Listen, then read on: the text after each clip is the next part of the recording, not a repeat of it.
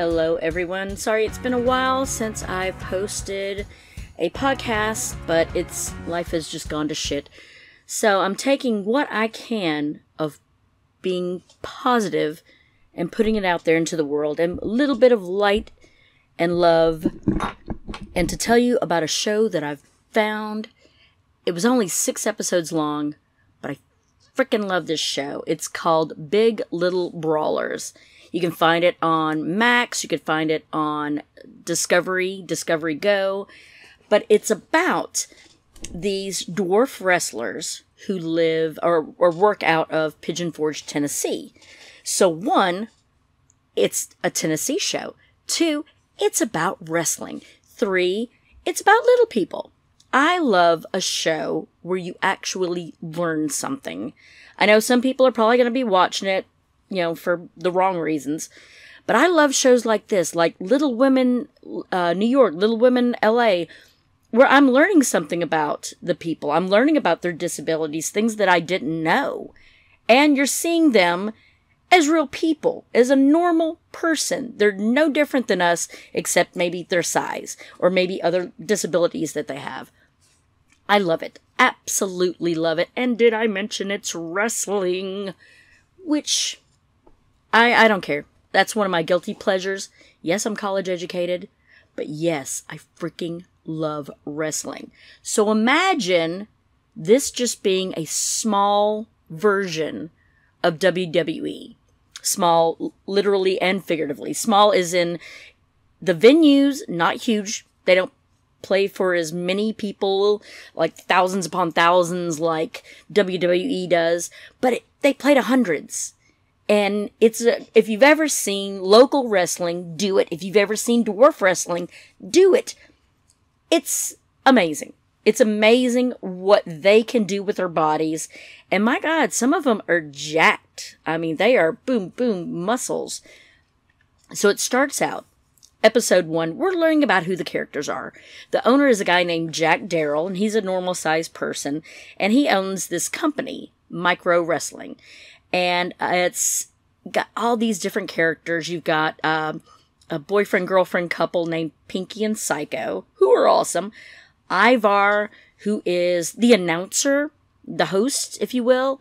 And he's got brittle bone disease, which I've never heard of until you see those Shriners Hospital for Children commercials. And that one kid has brittle bone disease. I'd never heard of it until then. So it's neat hearing his perspective of how he grew up and how he had to deal with it and how he has to deal with it today, and he could possibly eventually get to where he can't walk at all. There's a guy named Little Show.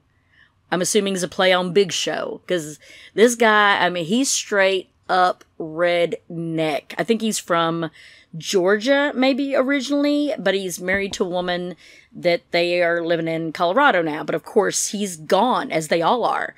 They're gone a lot. Unless you're living in Pigeon Forge, you're not going to see your family as much, especially when they go on the road. And they're saying that they're doing like over 300 shows a year. So I'm assuming some of them, they're doing 2 shows a night, maybe even. It's incredible. So you're following the stories, the main stories. There's Hot Rod, who he's like a high-flying dude, and he's got like a rivalry with Little Show. And of course you're hearing about Pinky and Psycho's relationship. They've got like a kid together. Pinky's mother and father were both wrestlers. Mother's normal size, father little person, abandoned her. She hadn't talked to him in over a decade. It's just amazing. They deal with a lot of the life stuff that we do. Little Show, he's kind of like, he's been doing it 20 years. My body ain't what it used to be. In episode 3, we meet a guy, 400-pound guy named Andrew the Giant. I love it. Kind of an homage to Andre the Giant. And he needs to lose weight, and he gets like help from one of the other wrestlers to help him. There's a comedian named Wendy, who's also a little person, and she performs all over. Beautiful, beautiful chick. They go on the road. There's a guy named Micro Jackson. Oh my God. Such a good dancer. Such a good dancer. Like I said, there's only 6 episodes. And I've binge watched them. And I'm so sad that it's over. Because now I've got to wait for another season. And I hope that there's another season. I have not heard if it's been renewed or not. But it's fascinating. I mean, you've got you're seeing behind the curtain. You're actually seeing the background of what goes on in these shows. Yeah, it's physical. They're really hurting themselves. Is it written? Yeah. Is it choreographed? Yeah. But it's still very, very physical. So when people say it's not real, it's like, well, what do you mean not real? I mean, they're really getting hurt. But, do they really have a rivalry? Maybe they do, maybe they don't. So the first episode, of course, is just getting to know everybody, and Jack is trying to put together a major event that he's calling Microfest. And it's going to be huge, and it was in Nashville, which is great, at the fairgrounds. Episode 2, it continues with Pinky and Psycho, getting their act together and trying to get as good as they can be. Ivar is really wanting to get into the ring. We find that out later in the series. He's trying to get in the ring, and just this rivalry between Lil Show and Hot Rod. Hot Rod's the young one, the coming up, he's going to be the next star, but Lil Show, he can't let go of the reins. They start to challenge each other. Jack issues a challenge to Andrew the Giant. Like, you need to lose 100 pounds, and I'll let you be in Microfest. Which I'm like, I don't know how long of a time they had. Of course, in these shows, it seems like they've got a week. But it would have been hard to have lost 100 pounds in that amount of time. But he was going to give him $5,000. And he was going to get the other wrestler to help. And if he helped, he'd give him $1,000 if he made the 100-pound drop. But it's really neat. You get to see some of the family. Like, you get to see where Lil Show married a woman, like I said, from Colorado. She had 5 kids. 5 kids. Well, he treats them like they're all his own. I mean, you see them being real tight. In one of the episodes, they go, a couple of them, they go 4-wheeling together. I mean, you can see the love in it. And same with Pinky and Psycho and their cute little baby.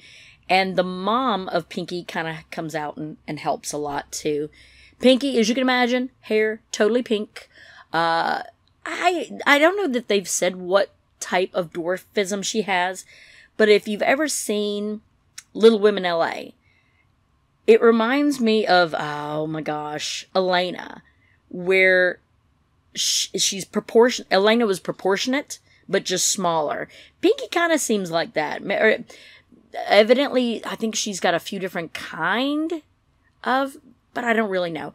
Psycho is Psycho. He's awesome. I mean, he's like the epitome of a really good bad guy, but he could be a really good guy too. I love a heel so much. And he puts like the weird contact in his eye, and he's got like long hair, but it's like a mohawk, so the sides are shaved in the back.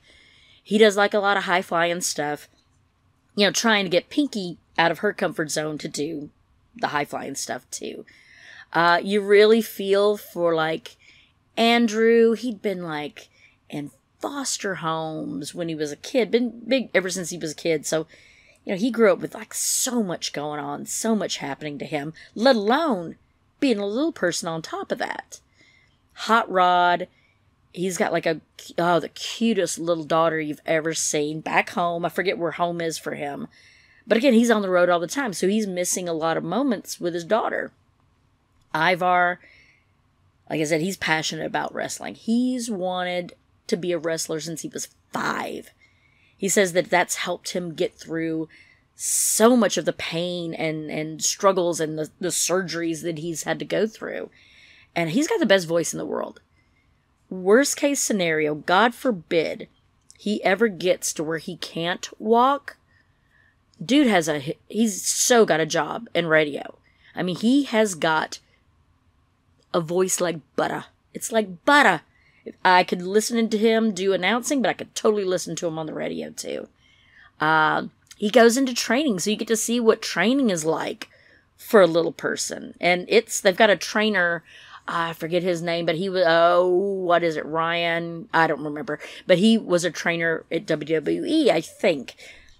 So he helps train them all. They work on what finishing moves they should do, maybe adding a new move to their repertoire. So it's fascinating to see behind the curtain, which I absolutely love. And it's neat because I've always wondered, I'm like, where do wrestlers get their clothes? I mean, you can't just roll up into a Target and ask, hey, where's your wrestling clothes department? They don't have one. Well, in one of the episodes, you see Ivar and his wife go to a store I'd never heard of. It must be like I don't know if it's a up north thing or a Knoxville thing. But, going to like the kids sections to try to find clothes and with him, he's got the bigger waist because he's an adult. So it's kind of hard to find clothes, and some of them have to make their own clothes, especially like Hot Rod. Hot Rod has got like all the blinged out outfits, the bedazzles, the sparkles. He is a showman. He is a showman. And in one of the episodes, he does a fall, and he doesn't fall correctly, and it falls on his neck or his head, and it knocks him out for a little bit. Like, he can't see, and he can't feel his body.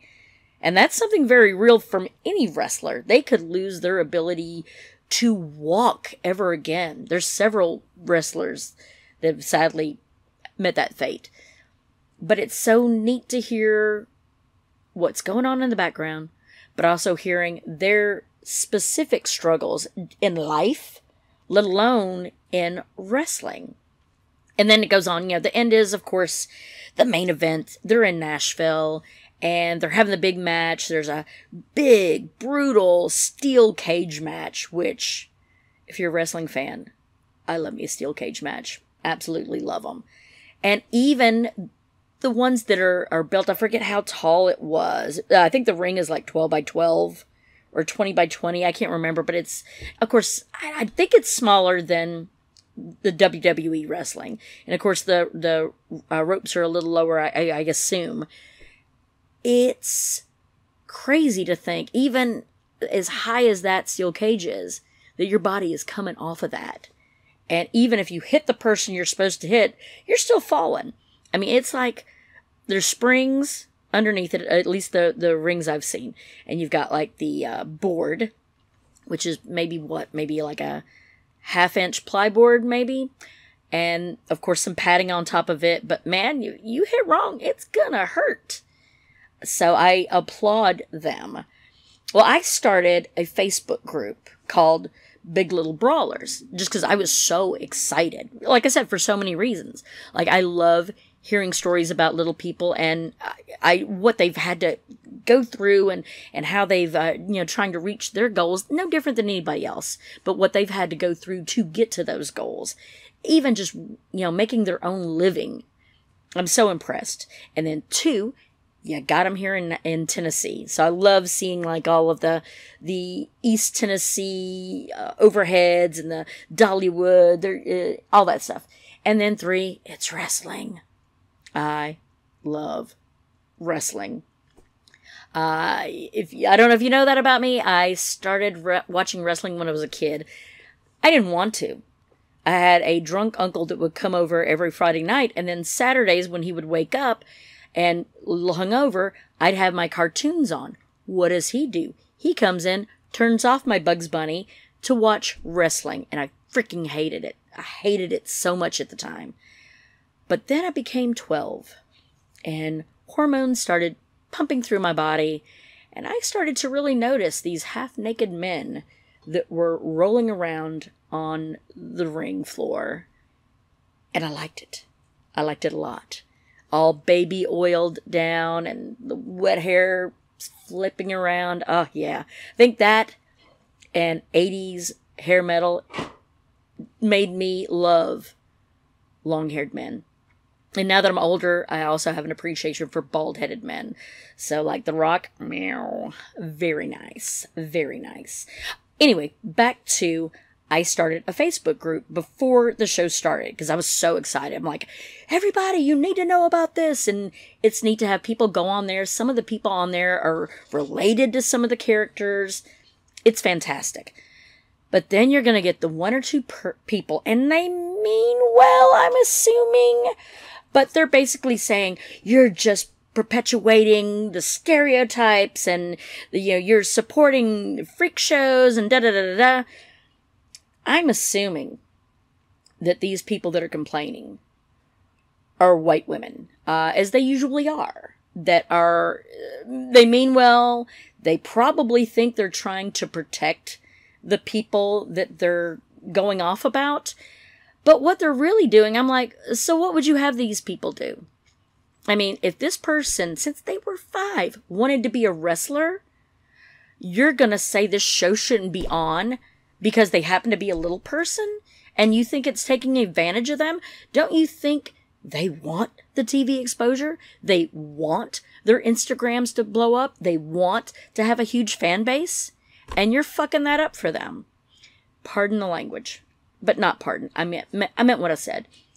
And you've got these people, like, I'm sure some of them may just be disgusted with little people. I don't know. But those people need to just shut the fuck up. But the ones that are trying to protect, I'm like, dude, you're keeping someone from pursuing their dream, and you're keeping them from pursuing a livelihood. So, stop. Just stop. It's the same to me. It seems like when you've got, again, these blonde-haired white women that love to tell black people how they should feel. I'm pretty sure they can speak on their own. You're trying to be like Black Lives Matter, and I get it. But I think sometimes you need to stay in your lane and let them speak for themselves. You wouldn't like it if a man went around saying how women should feel. So don't do it to anybody else. Don't do it to a black person. Don't do it to a little person. Mind your business. If they want support, give it to them. But don't berate people that are supporting the art, that are supporting the knowledge. You don't really watch Discovery Channel or TLC anymore and find anything with substance. It's all like 90 Day Fiancé and the Honey Boo Boos and all that crap. I love a show like this. And a show like Little Women. Because, yeah, there's the drama going on, just like with any reality show. But there's that learning element that is lacking with so many of these other, quote, reality shows. I mean, we're really finding out about brittle bone disease, or this type of dwarfism, or this kind of surgery, or even just learning about wrestling itself. And I feel like if you're going on your soapbox saying this should be banned and it's awful, you're really smacking food right out of that wrestler's family's plate. And you need to stop. You really need to think about what you're doing. You think you're being positive, but you really aren't. So you need to slow your roll. One of my favorite, I call it horror movie, just because it's, when you see it played, it's played a lot of times around Halloween. But it's, I think, from 1932. It's called Freaks. And it's black and white, and it's about, circus folk, which again, here's what I love. Circus people. I love the circus in general. The clowns are in it. Of course, you're talking 30s, the birth of, like, the movie genres. It's fantastic. If you've never seen it, see it. It's about, all these circus folk. You've got normal-sized people. You've got dwarfs as well, with the various types of dwarfism. You've got some people that are born without a bottom half. You have some people that are born with no arms or legs. You've got some people that, drink wine with their feet. So, yeah, there's a lot of physical abnormalities in the movie, as was in the circuses back then. But then you had, acrobats, and you had, like I said, the clowns, you had the animals. So basically, that's the environment you're seeing. But in walks your bad guys. And of course, in the movie, the bad guys do normal-sized people. And they're horrible, horrible human beings. And they end up, I don't want to give it away if you haven't seen it, it's a nearly 100-year-old movie. If you haven't seen it by now, you really need to get on the stick. But they reap their own pitfalls. And some of it is, well, all of it's pretty much at the hands of the little people. So the little people are actually the heroes in the movie. And again, I'm sure back then, and God, I'm sure now, that's why you can't find the movie, are people protesting and being all upset about it. As they're upset about things that I don't get, things that have happened 50 years ago even. I'm like, you didn't have a problem with it back then. Why is now all of a sudden it's such a problem? And why would you want to keep someone from their dreams, someone from pursuing their fame and their fortune? Why would you do that? I mean, what kind of job would you rather them have? Sorry, that's a little ding-ding. What do you think they should be doing instead of using their talents and pursuing their goal? So, all that to say, all that rant, but if you have not seen this show, do it. And again, it's on streaming services, so it'll probably be playing forever. But the characters are fantastic because I love wrestling. So I love all those bigger than life, which is ironic enough, right? Bigger than life, little people. So it's fantastic. You're learning, you're laughing. They've got a baby Jesus. They've got a Zach Presley. There's a Disco Dom, a Jamaican Joe. Every kind of wrestling, yeah, gosh, what a stereotype you can imagine. But again, I love wrestling, and you're getting to see the behind the scenes. So if you can see a show, definitely do. They've got what they call Micro One, which is the touring company. So they'll go around to different cities, playing all different venues. But then if you're actually in Pigeon Forge, you can go and see the local at-home troupe. Support them. Buy a t-shirt. Go sit ringside.